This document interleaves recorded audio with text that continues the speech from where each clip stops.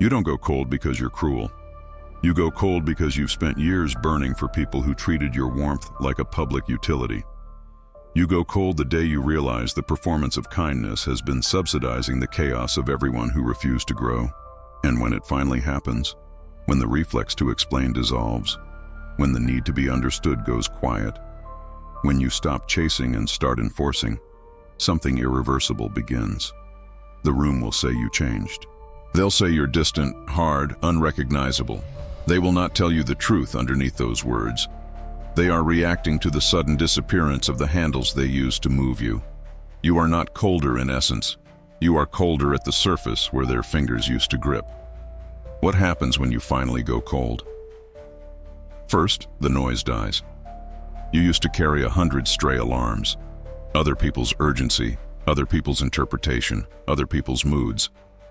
You used to flinch at every ping and report your day to strangers who had learned to rent your attention for free.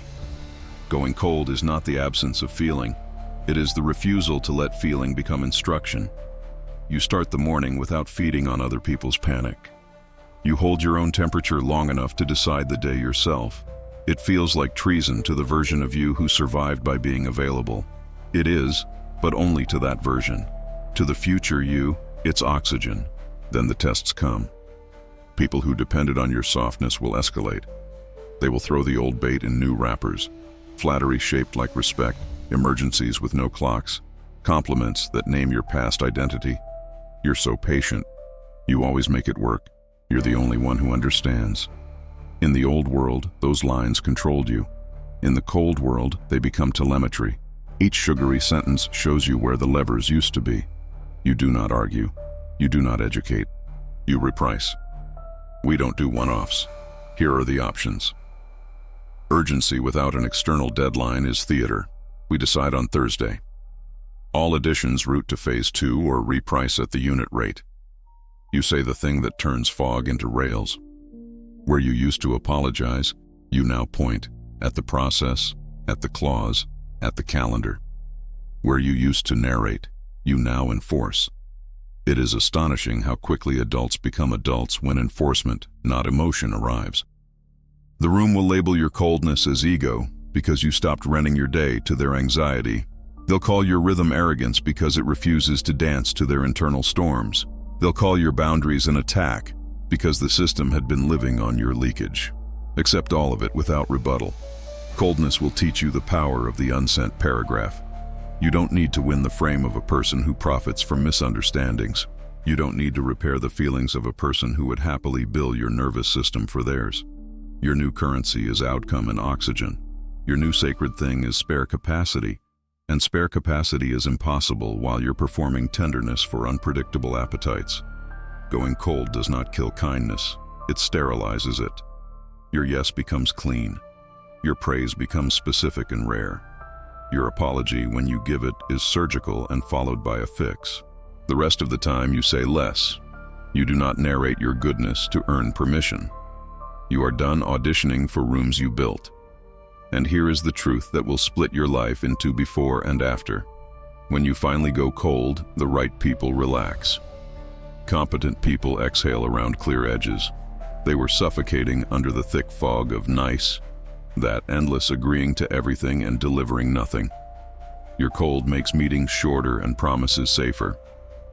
It tells adults, we can stop negotiating reality and start building. It tells children in adult suits, your tantrums do not install software here. The first domain that changes is time. Warm you as a democracy. Anyone with your number had representation in your nervous system. Cold you becomes a republic with a constitution. Decision windows, response blocks. Deep work protected like a sovereign reserve. It looks rigid to the frantic and merciful to anyone who has ever tried to do real work inside a circus. You don't move faster, you remove rework. You don't extend days, you shorten loops. Every no opens an hour for something heavy to land. Every not available for that keeps your spine from becoming a public bench. Your calendar turns from museum to forge. The hours that used to be filled with proof now fill with architecture. The difference is night and day. Proof earns applause. Architecture earns peace.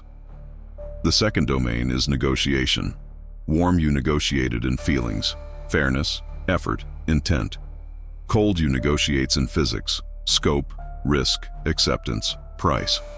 When someone asks for more than you agreed, you don't explain your exhaustion. You point at the rail and ask which branch they prefer. When someone shoves urgency in your face without an external clock, you ask what breaks if it slides to Thursday. 90% evaporates, 10% becomes worthy of teeth. You stop discounting your rate to save a mood. You stop promising miracles to combat shame. You stop making your life cheaper than someone else's confusion. You discover that the fastest way to become expensive in the right way is to become immune to flattery in the wrong way. The third domain is social proof. Warm, you performed visibility to feel safe, posting progress, posting pain, posting empathy in exchange for micro-approval. Cold, you returns to rhythm. You publish on cadence, not compulsion. You reveal only what compels action. You stop narrating your hustle to strangers and put your weight on the scale when you said you would. Without the constant pressure to be seen, your work recovers density. People call you quiet. Your outcomes call you inevitable. The algorithm stops owning your mood. The silence stops sounding like failure. It becomes pressure you apply to the world, not pressure it applies to you. Going cold also changes your relationship to truth. Warm, you softened it with paragraphs to avoid being misunderstood. Cold, you compresses it into statements adults can use. We will miss Friday unless we cut this feature. That one line saves a week of theater. That price fits a pilot. We are scoping a rollout. That one frame ends 3 meetings. We do not discuss scope in delivery. That one standard stops a dozen leaks. Truth delivered cold isn't cruelty. It's mercy for the competent and exile for the manipulative. The people who claim to value honesty will discover they only valued honesty when it apologized before speaking.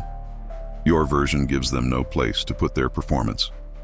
Their options narrow to grow up or go away. The first internal cost is grief. You will grieve the identity that once made you lovable in noisy rooms. The rapid responder, the flexible saint, the person who could always be counted on to bleed quietly and smile about it. You will feel the ache of hands no longer reaching for you because you stopped letting yourself be an anchor for other people's drift. And you will daydream a return to warmth when the guilt spikes. Learn to distinguish guilt from guidance. Guilt is domestication. It exists to keep you edible. Guidance is math. It exists to keep you honest. If you harmed someone, repair it. If you simply withdrew the subsidy of your attention, accept their discomfort as the tuition of adulthood. The second internal cost is boredom. A surprising amount of your excitement came from the dopamine rush of last-minute rescues and being praised for saving the day. Cold, you will refuse to make arsonists into your content calendar. Calm looks empty to a nervous system addicted to sirens. Withdraw on purpose. Let the quiet stretch until it wraps around your bones and becomes strength. In the silence, you will find the ideas and infrastructures that noise made impossible. The one mechanism that eliminates 10 meetings. The one diagram that kills 5 arguments. The one clause that makes 3 manipulations too expensive to try twice. Boredom will become the forge where leverage takes shape. The third internal cost is loneliness, but a particular kind.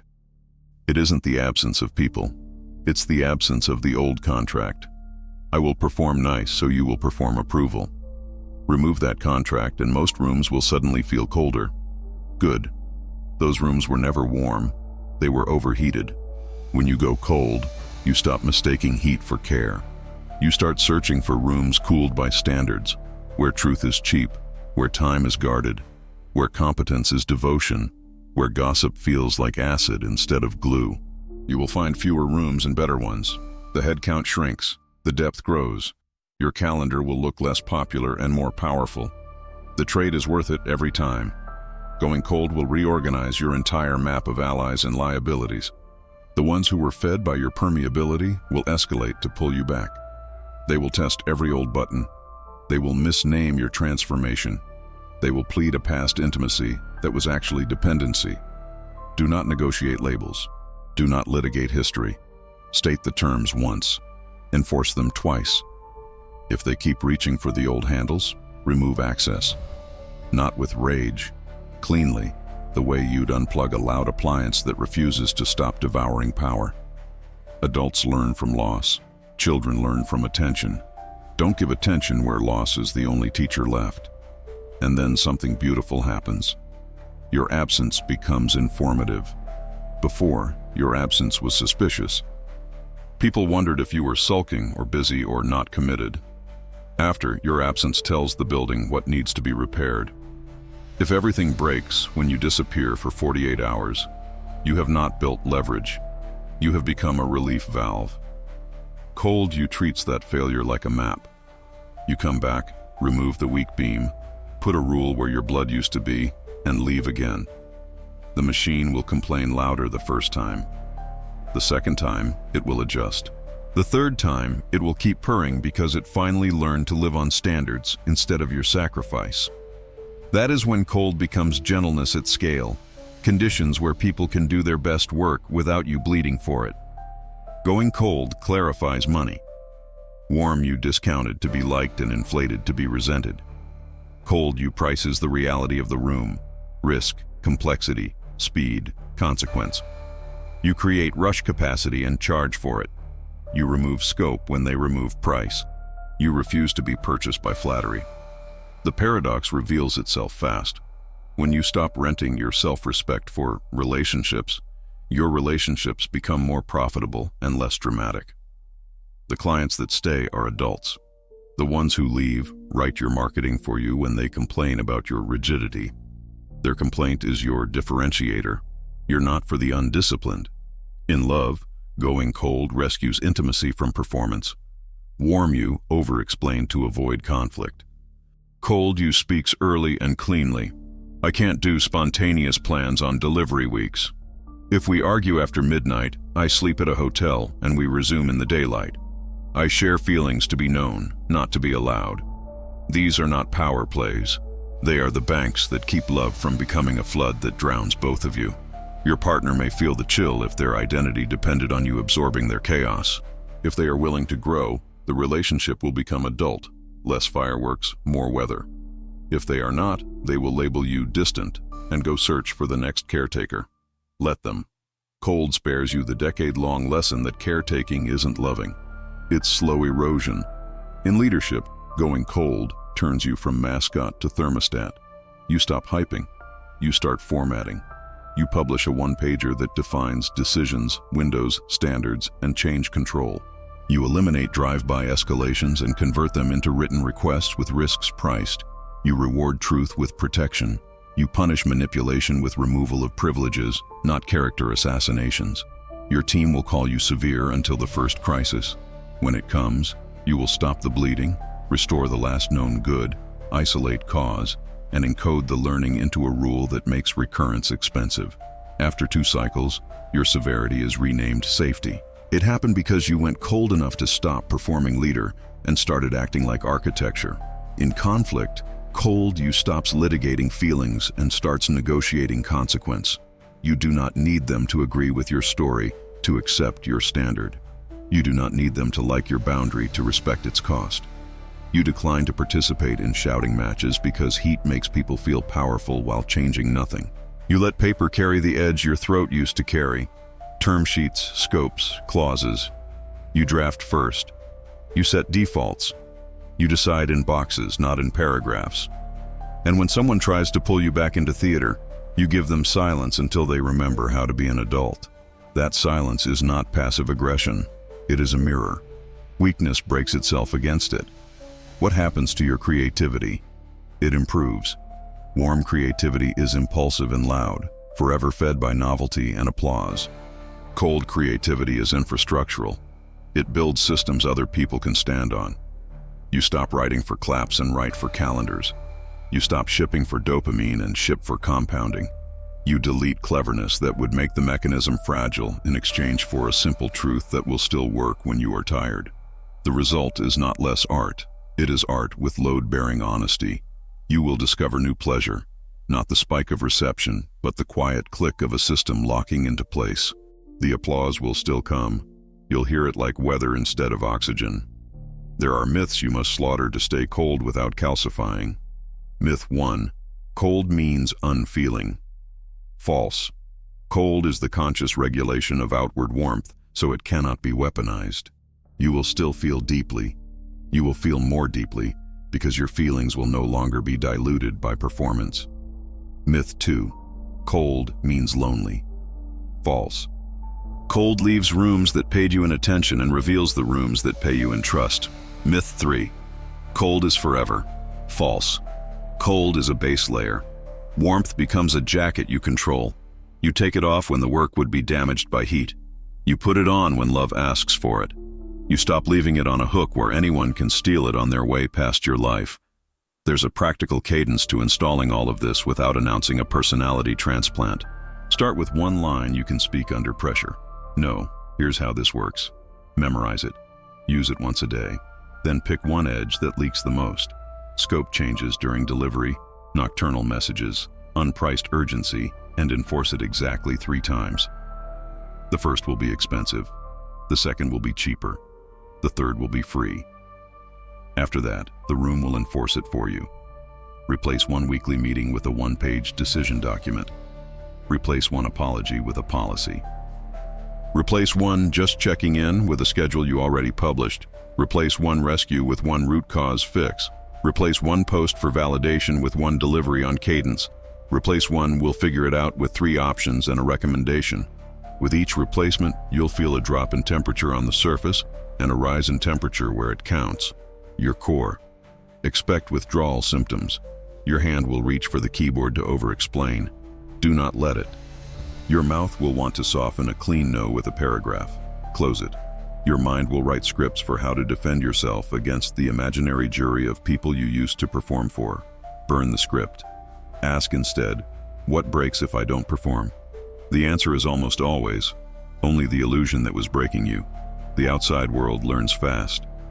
After 2 weeks of cold enforcement, the volume of trivial summons drops by half. After a month, your calendar shows fewer meetings and more mass. After a quarter, the people who once drank your warmth like water become either competent collaborators or distant memories. After a year, your reputation changes in rooms you've never entered. They don't call you nice, they call you inevitable.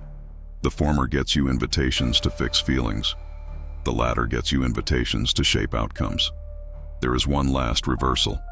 Going cold will make you gentler in the rooms that deserve it. Because your energy is no longer hemorrhaging into noise, you will arrive with surplus. You will look people in the eyes and actually see them. You will hear the note under their words, the one that says, I'm tired of pretending too. You will mentor without rescuing. You will love without caretaking. You will apologize without self-erasure. You will laugh without the dread of being owned by the person you laughed with. Cold gave you back the capacity for real warmth. That is the truth the world never tells you when it warns that boundaries make you hard. Boundaries make you safe enough to be soft. So what happens when you finally go cold? You stop being edible. You stop being programmable by fear. You stop being rented by panic. The cost is the death of an identity that once saved you.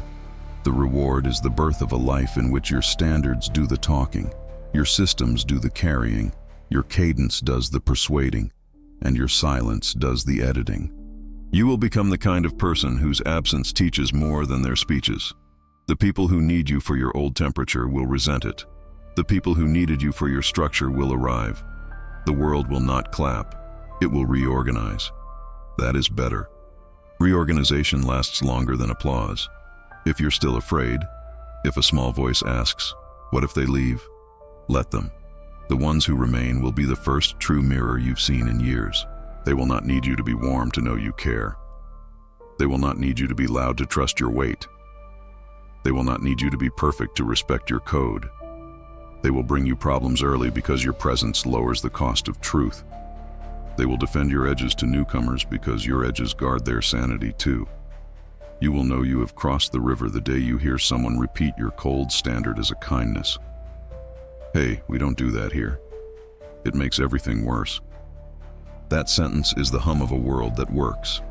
Stand there and take one breath. Feel the heat you saved for yourself settle back into your bones. This is not the end of your heart. This is its return from a long war it never needed to fight. Going cold was the ceasefire. Living cold is the treaty. Warmth is yours to deploy where it multiplies instead of erodes. If someone asks for more explanation, more apology, more access, if they ask you to thaw on command, smile once and let the new sentence carry your life like a rail. No. Here's how this works.